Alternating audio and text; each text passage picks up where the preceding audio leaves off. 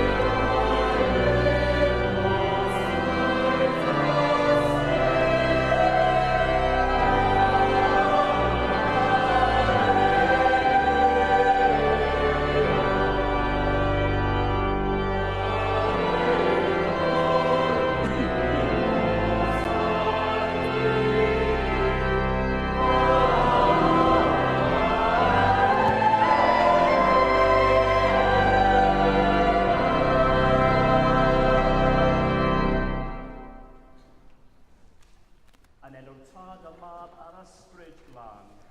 Amen. Gras a thanefydd o fod y chwi. At gadw di yn nghariad Crist. Ni arw ond byw fo ddaf, ac o ddaf am weithredoedd yr arglwydd. Gan gynnes i ddathlu'r cymyn bendigaid er gogoniant i ddiw, yn baratown gan gyffesu ein pechodau. Ni sydd angen gras, dolurus, iachais diw i'n gwneud yn gyfan. Ni sydd angen cariad dadlenol, darbwyllol diw i buro ein hanghyfiawnder. Ni sydd angen presenoldeb bywiol, gwaredol diw i drigo yno a'n rhyddhau. Dad nefol, yr ydym wedi pethu ar feddwl, gair a gweithred. A heb wneud yn hyn hwnna, mae'n wir drwy gen, ac yr ydym o fi ffrifned i farhau. Mwyn dy far Iesu Grist oedd i farw droso. Mae deall i'r gwbl a'i ffrindio, ac arwain ni yn ei ffordd i gerdded fel plant y gloyn. Modd a diog ddiw sy'n maddau i bawb sy'n wir wedi beidio, a drigaf pawb wrthi, a ffrwythau o bechod, eich cadarnhau mewn daioni, a cadw yn y bywyd tragweddol, trwy Iesu Grist, ein harglwydd.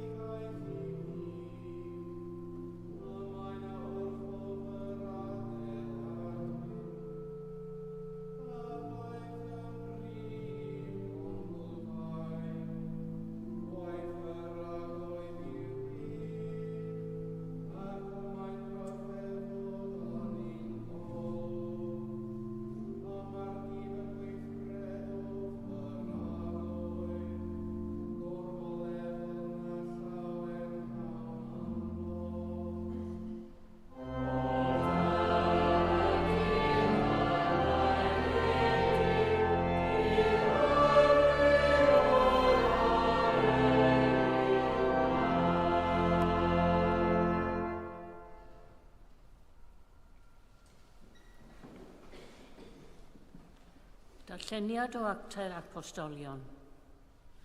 Nawr, dechreuodd Pedr lefaru. Ar fy ngwir, meddai, rwy'n deall nad yw Duw yn dangos ffafriaeth, ond bod y sawl ym mhob cenedl sy'n ei ofni ac yn gweithredu cyfiawnder yn dderbyniol ganddo ef. Y gair hwn a anfonodd i blant Israel gan gyhoeddi efengil tangnefedd trwy Iesu Grist, ef yw arglwydd pawb. Gwyddwch wir pethau fyd drwy holl Jwdea, gan ddechrau yng Galilea wedi'r bedydd a gyhoeddodd Ioan, Iesu o Nazareth, y modd yr eneiniodd diwef a'r ysbryd glân ac anerth. Aeth efodd i amgylch gan wneud daioni ac i achau pawb oedd dan ormes y diafol, am fod Duw gydag ef. Ac yr ydym ni'n dystion o'r holl bethau a wnaeth yng Ngwlad yr Iddewon ac yn Jerusalem. A lladdasant ef, gan ei grogi ar bren. Ond cyfododd Duw ef ar y trydydd dydd, a pherydd o ddod yn weledig nid i'r holl bobl, ond i dystion oedd wedi ei rhagethol gan Dduw, sef i ni, yr rhai a fi'n cydfwyta ac yn cyd-yfed ag ef, wedi iddo atgyfodi oddi wrth y meirw. Gorchmynodd i ni bregethu'r bobl, a thystiolaethu mai hwn yw'r un a benodwyd gan Dduw yn farnwr y byw a'r meirw. I hwn y mae'r holl bryffwydi'n tystio, y bydd pawb sy'n credu ynddo ef yn derbyn maddeuant pechodau trwy ei enw. Clywch air bywyd i'n byd. Diolch a fo i Dduw.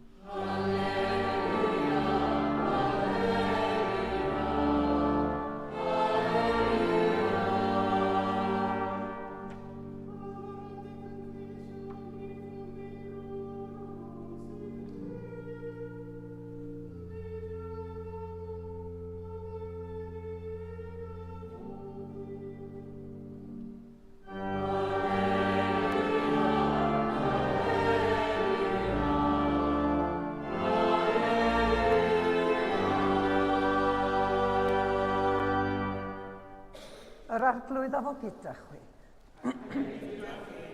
Gwrandewch efengil Crist yn ôl Sant Luc.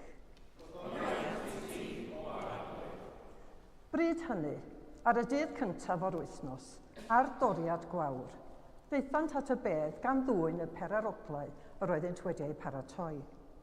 Cawsant y maen wedi ei dreiglio i ffwrdd oddi wrth y bedd. Ond pan ddeithant i mewn, ni chawsant gorff yr arglwydd Iesu. Yna, a chwythau mewn pembleth ynglyn â hyn. Dyma ddau ddyn yn ymddangos iddynt, mewn gwisgoedd llachar. Daeth ofn arnynt, a phlygasant ei hwynebau tua'r ddaear. Meddai'r dynion wrthynt, pam yr ydych yn ceisio ymhlith y meirw yr hwn sy'n fyw? Nid yw ef yma, a mae wedi ei gyfodi. Cofiwch fel y llyfarodd wrthoch tra oedd eto yng Galilea, gan ddweud ei bod yn rhaid i fab y dyn gael ei draddodi i ddwylo pechaduriaid a'i groes hoelio. A'r trydydd dydd atgyfodi. A daeth ei eirio ef i'w cof. Dychwelsant o'r bedd ac adrodd yr holl bethau hyn wrth yr un ar ddeg ac wrth y lleill i gyd. Mair Magdalen a Joanna a Mair mam Iago oedd y gwragedd hyn. A'r un pethau a ddywedodd y gwragedd eraill hefyd oedd gyda hwy wrth yr apostolion. Ond i'w tŷ pwy? Lol oedd yr hanesion hyn, ac wrtho dasant gredu'r gwragedd. Ond cododd Pedr ar hedeg at y bedd, plygodd i edrych, ac ni welodd ddim ond y llieiniau. Ac aeth ymaith, gan ryfeddu wrth ei hun, at yr hyn oedd wedi digwydd. Dyma efengil yr arglwydd.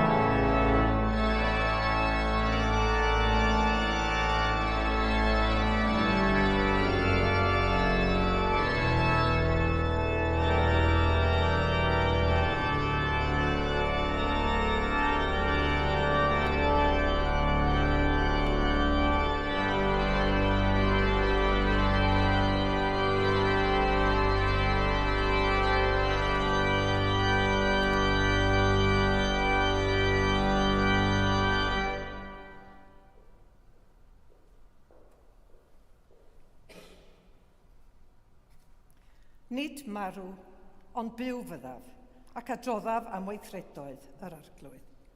Yn enw'r Tad a'r Mab a'r Ysbryd Glân. Amen.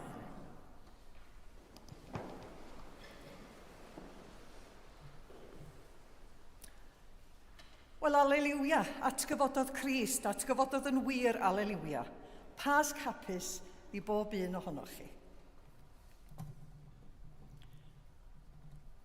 Mae'r Pasg, gwyl atgyfodiad Crist, yr wyl fwyaf a hynaf yn yr Eglwys Cristnogol, ac yn y gwasanaeth gwylnos y Pasg a bedydd esgob neithiwr, cafodd 3 person, sef Aaron, Aron a Natalie, eu confirmio yn aelodau newydd o'r Eglwys. Ac mae hynny'n achos i ni lawenhau, i'w llongyfarch, i weddio trostynt ac i ddymuno'r gorau iddynt ar gyfer y dyfodol.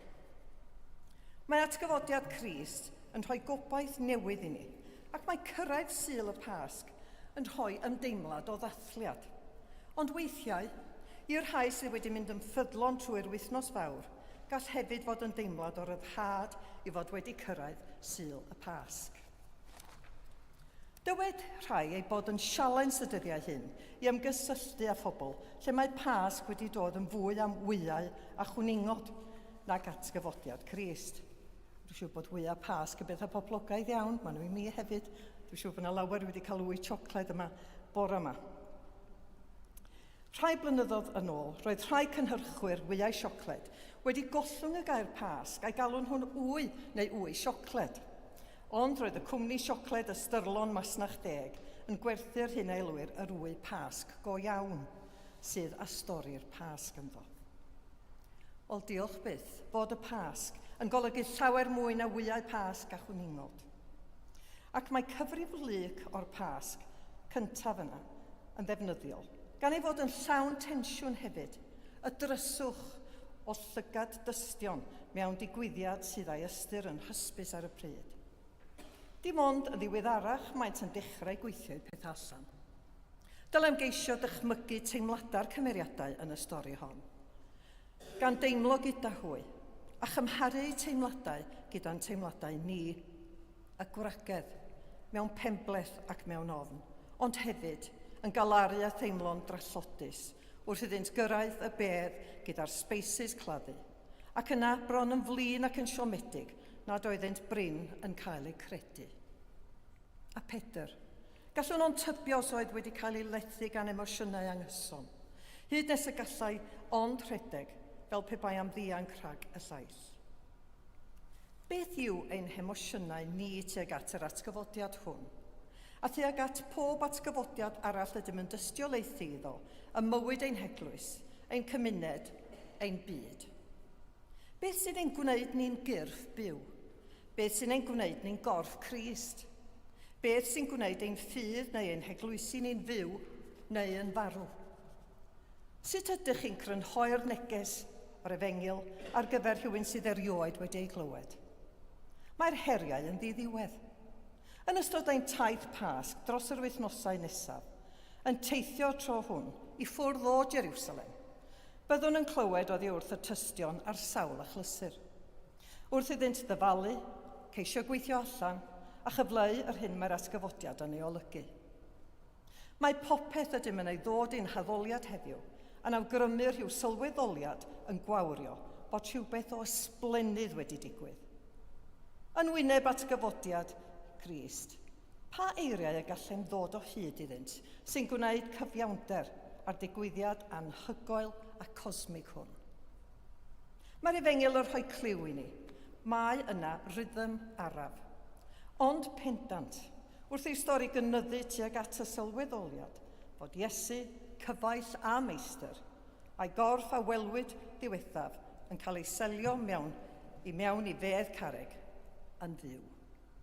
Mae'n stori sy'n llythrenol yn ymchwyddo â bywyd. Nid oedd y bedd gwag ar ei ben ei hun yn tynnu sylw at yr atgyfodiad.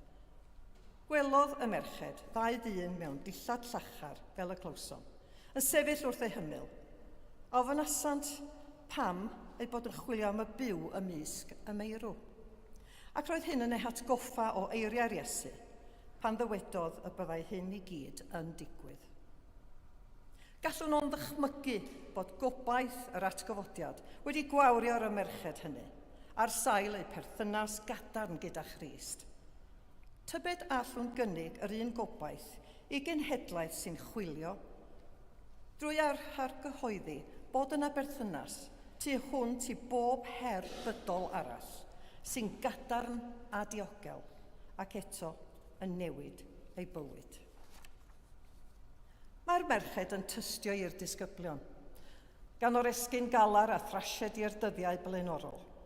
Pedr yn tystio yn Cesarea ar adeg holl bwysig yn hanes yr eglwys, gyda dewrder mawr. Pa heriau yda ni oll yn ei chwynebu wrth i ni obeithio parhau ein cenhadaeth a'n tyst i Grist? Mae stori'r Pasg yn ein hatgoffa bod pobl yn teithio i mewn i ffydd mewn llawer o ffyrdd gwahanol. A dim yn anghofio'r hawliad syfrdanol ydym yn ei wneud pan ydym yn awgrymu fod Iesu a ddienyddiwyd mewn ffordd greulon yn cael ei godi oddi wrth y meirw. Mae pobl yn dod i ffydd mewn sawl ffordd. Sut mae pobl yn dod i ffydd? Sut wnaethom ni ddod i ffydd? Mae digwyddiadau'r bore'r Pasg yn ein hatgoffa bod pobl yn dal i brofi'r Iesu atgyfodedig mewn ffyrdd gwahanol. I rai, mae newid sydyn. Mae eraill yn profi'r dyfroedd, yna'n credu. Eraill yn byrlymu mewn a chredu ac yna'n gweithio allan yr hyn maent yn ei gredu, a phwy maent yn credu ynddo. A dim yn barod i roi amser i bobl i dyfu mewn ffydd. A dim yn disgwyl traws newid mewn amrantiad, yn tai ydym yn barod i aros am munud. Efallai flynyddoedd, efallai gydol oes, gan gredu fod Duw mor amenyddgar ac y mae Dyw'n gariadus. Gellir dweud fod pob un ohonom yn waith ar y gweill. Work in progress, maen nhw dweud yn Saesneg. Mae Dyw'n ffyddlon yn ei gynhaliaeth, ond nid yw hyn yn golygu bod y bywyd Cristnogol yn hawdd bob amser. Nid yw bod yn Gristion yn sicrhau na fyddwn yn dioddef poen, neu gael y ffordd yn anodd weithiau. Mae angen i ni fod yn real. Fe ddechreuais wrth sôn am gwningod, a dwi'n mynd i orffen wrth sôn am gwningen, oherwydd pan dwi'n sôn am fod yn real, dwi'n cael fy atgoffa yma o lyfr i blant, llyfr Saesneg, ac wedi gyfieithu y teitl Y Gwningen Felfedyn gan Marjorie Williams, The Velveteen Rabbit. A gai egluro na llyfr i blant ydi o, ond glywais i am y llyfr yma tro cyntaf mewn cynhadledd i pobl yn gweithio gyda phlant.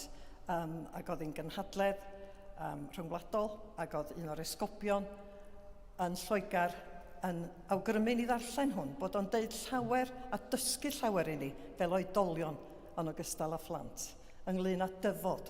Ac oedd esgob David, chydig o ddyddiau ôl, yn sôn am becoming, dyfod. Mae'n beth pwysig yn dydy. Da ni'n cael yn ffurfio ar hyd yn bywyd.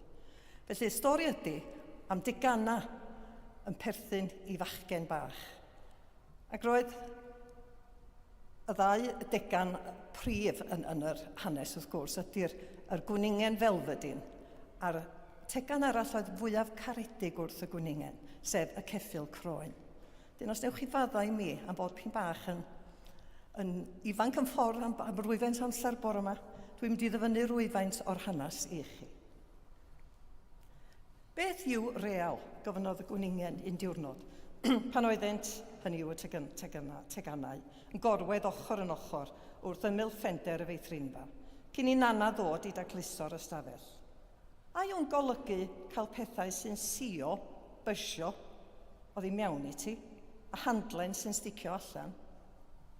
Nid pa fodd wyt wedi dywneud yw real, byddai'r Ceffyl Croen. Rhywbeth sy'n digwydd i ti ydyw.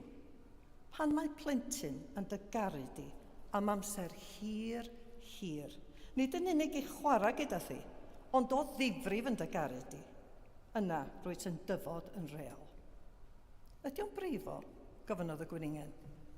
Weithiau, medd y Ceffyl Croen, oherwydd roedd at oer bob amser yn eirwyr. Pan wyt yn real, nid wyt yn meindio cael dyfrifo. Ydy o'n digwydd i gyd ar unwaith, fel cael dy windio i fyny, gyfynodd, yn tyd pob yn dipyn. Nid yw'n digwydd i gyd ar unwaith, meddai'r ceffyl croen, rwyt yn dyfod. Mae'n cymryd amser maith. Dyna pam nad yw'n digwydd i bobl sy'n torri'n hawdd, neu sydd ag ymylon siarp, neu sy'n gorfod cael eu cadw'n ofalus. Yn gyffredinol, erbyn yr amser yr wyt yn real, mae'r rhan fwyaf o dy wallt ti wedi cael ei garu i ffwrdd, ac mae dy lygad ti disgyn allan ac rwyt yn mynd yn rhydd yn dy gymylau ac yn afler iawn. Ond, does ddim ots o gwbl am y pethau hyn, oherwydd unwaith yr wyt ti yn real, ni allu di fod yn hyll, heblaw i'r bobl nad ydynt yn deall.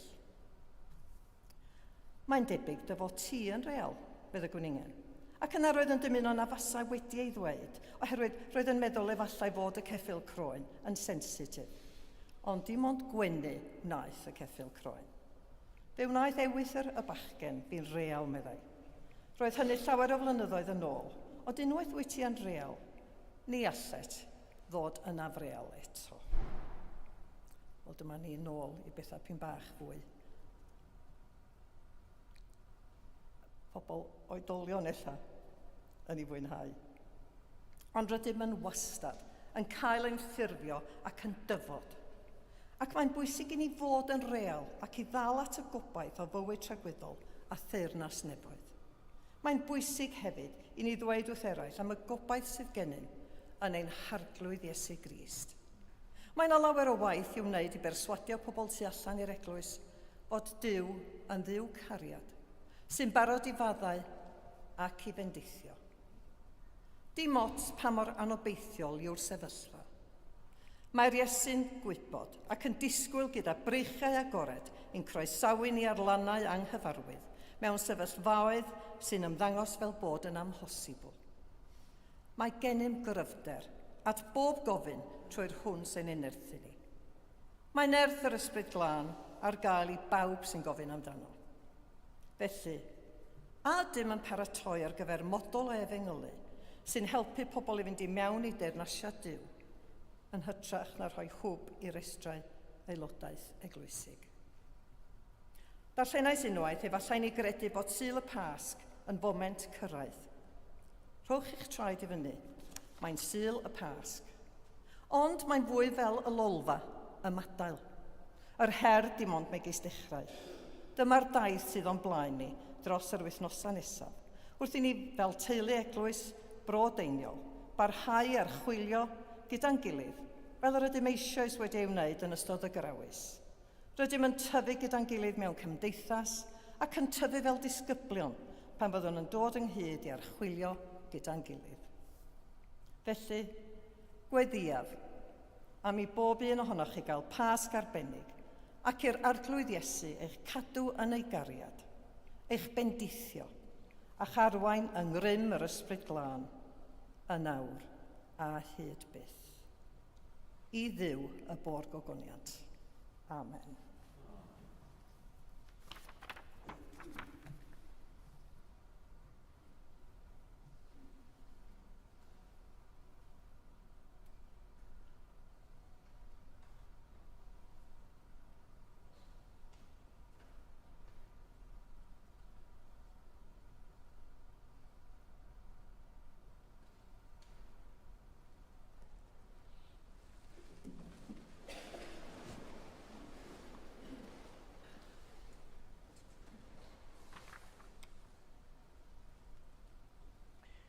Ar y cyd, gadewch i ni gadarnhau ein ffydd.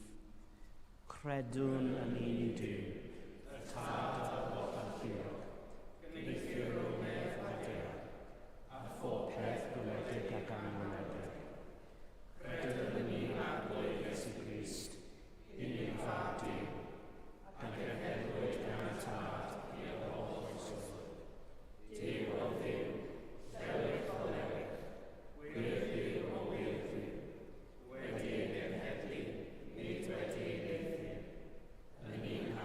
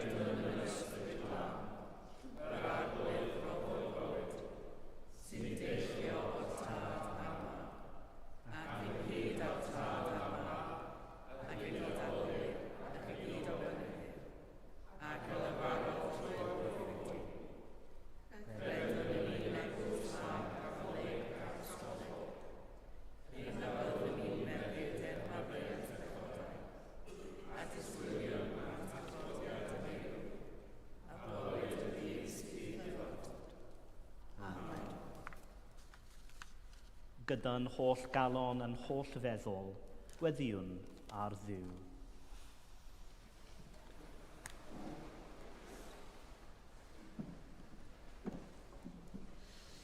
O Dduw ein tad nefol, molianwn di am fore'r trydydd dydd ac am fawr fuddigoliaeth dy fab a'r pechod a'r bedd.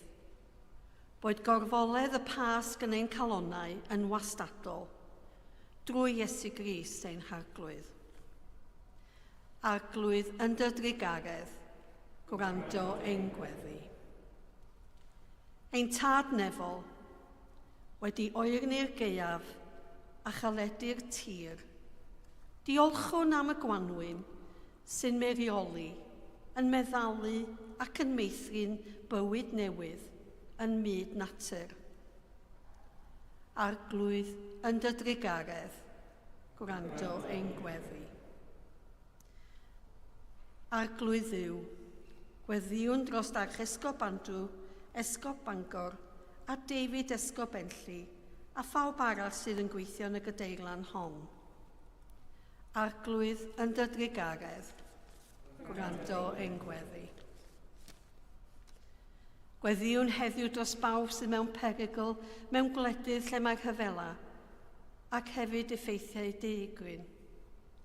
A fi gofyn yn enwedig am Ukraine, Sudan, y Dwyrain Canol, a Bangkok a Merima. Arglwydd, yn dy drigaredd, gwrando ein gweddi. Cysura ac iachau pawb sy'n diodda mewn corff, meddwl neu ysbryd. Dora iddynt ddewder a gobaith yn ei treialon, a thywys hwy i lawenydd o iachadwriaeth. Fe gofiwn am Andrew, Les, Ahmed, John P. Jones, Mai Tucker, Maria Kerr, Eileen O'Leary, Margaret Saunders, John Watkin-Jones, Nick Thomas, Cynthia Saunders-Davies a Ruth Owen. Arglwydd, yn dy drigaredd, gwrando ein gweddi. Gwrando arnom wrth i ni gofio rhai hynny a fydd farw yn hangnefedd Crist, rhodded y gwaredwr atgyfedig iddynt ran yn ei lawenydd.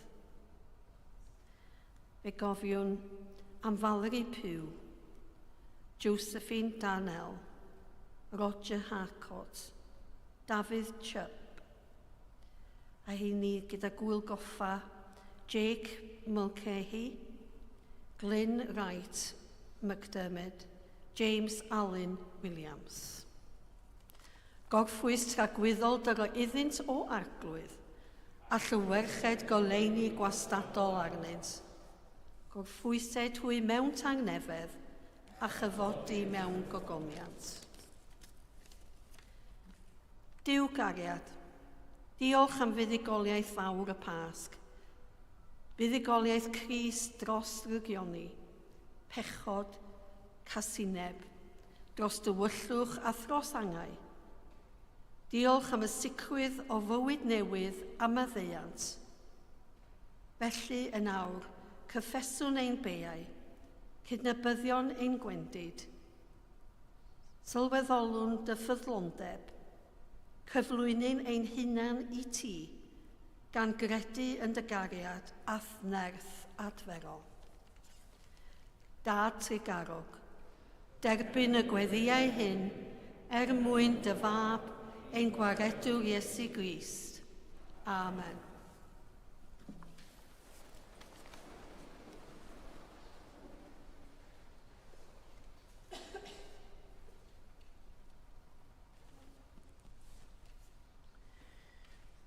Daeth y Crist at gyfodedig a sefyll ymhlith ei ddisgyblion a dweud tangnefedd i chwi. Pan weld sant yr arglwydd, llawenychodd y disgyblion. Tangnefedd yr arglwydd a fo gyda chwi bob amser. A hefyd gyda fi. Canwn arwydd o tangnefedd.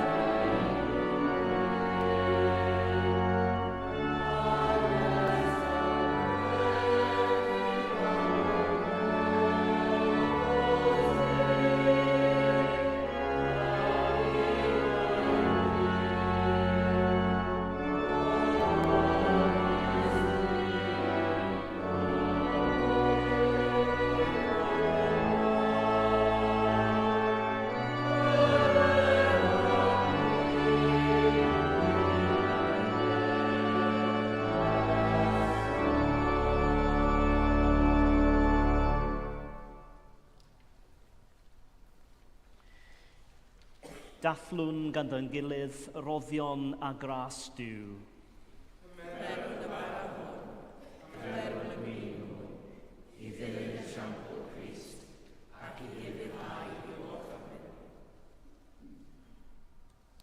Yr arglwydd a fo gyda chwi. Darchefwch eich calonnau.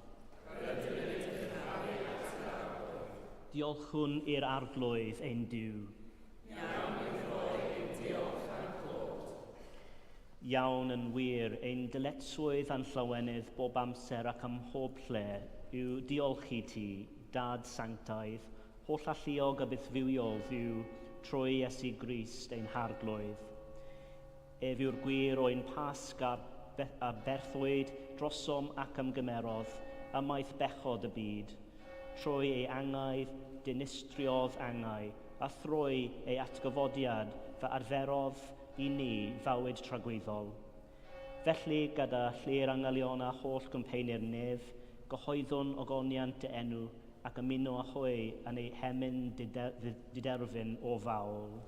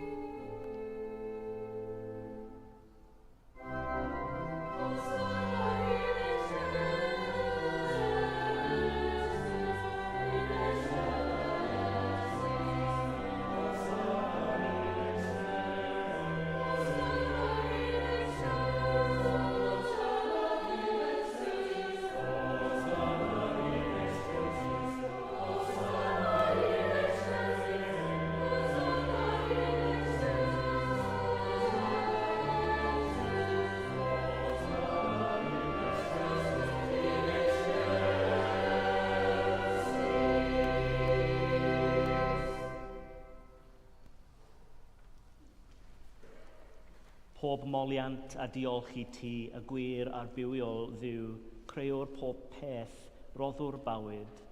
Lluniais ni ar dy ddelw dy hun, ond yr ydym ni wedi difwynw'r ddelw honno y sythion bryn o thogoniant. Roddwn ddiolch i ti am anfon dy fab i rannu ein bywyd ni.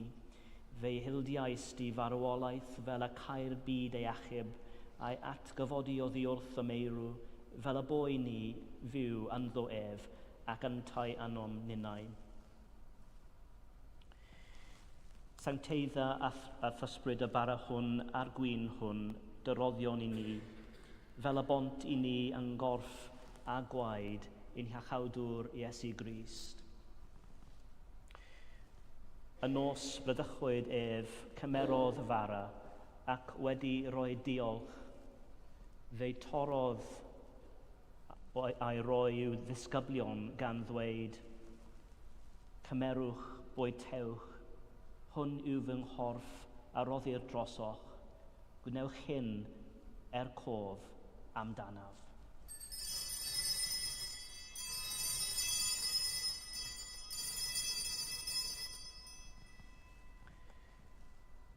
Yr un modd ar ôl swper cymerodd y cwpan ac wedi rhoi diolch. Fe roddodd iddynt gan ddweud, yfwch o hwn bawb, oherwydd hwn yw fy ngwaed o'r cyfamod newydd y dywelltir drosoch a throslawer meddeiant pechodau. Gwnewch hyn bob tro ar yfwch ef cof amdanaf.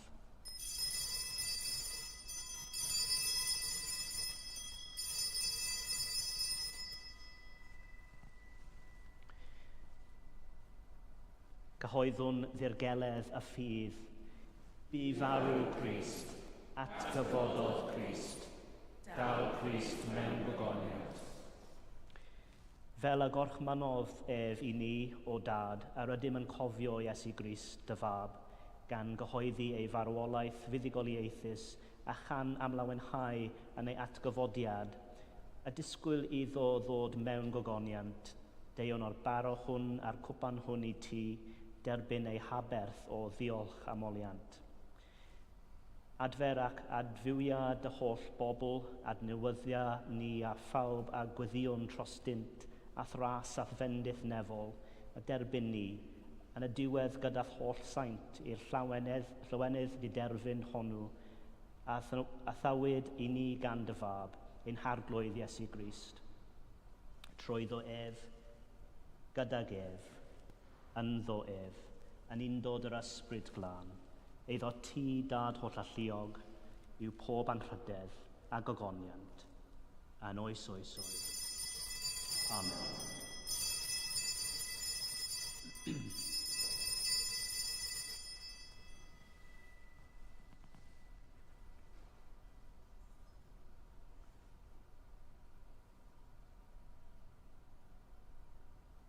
Fel y dysgodd ein llachawdwr ni gweddiwn yn hyderus. Ein tad ar hwnnwyd yn y newydd, sancteiddio'r den, deled y dernas, gweled y derwchus, megis yn y newydd, felly ar y deianed. Dylwn ni heddiw i bar y nynyddio, a maddau ni ein dylegion, fel y byddwn ni'n ein dylegwyr, ac yn galwen ni brofedigaeth, eich gwaed ni ar drwg, cais eich tir dernas, a'r gallu a'r gofoniant, yn oes oes oedd. Amen. Yr ydym yn torri'r bara hwn i rannu yng nghorff Crist.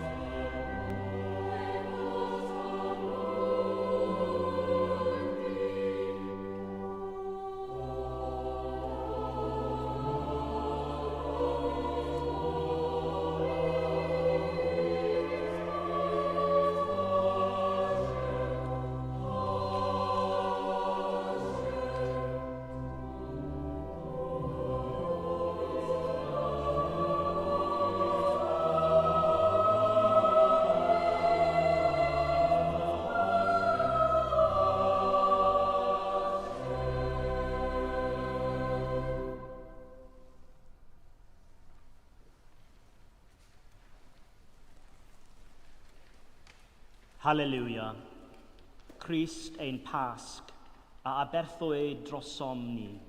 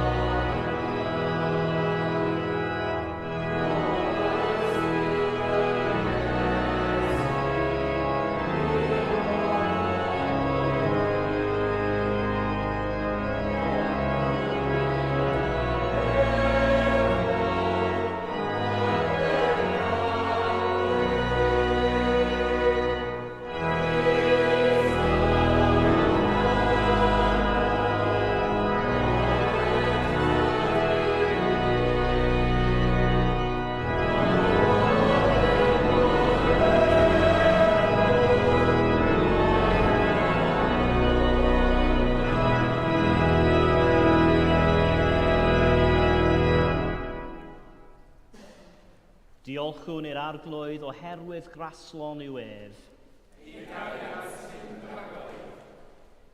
Fyw i ol ddiw, a roddais dy unig anedig fab i farw ar y groes ar ein prynedigaeth, a throi ei atgyfodiad gogyneddus, yn goredodd ni oddi wrth allu'r gelyn.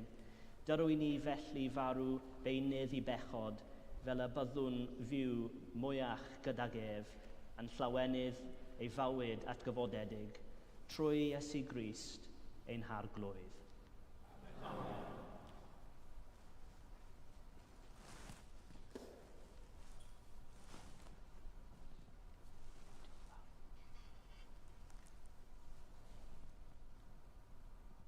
Yr arglwydd y fo gyda chwi.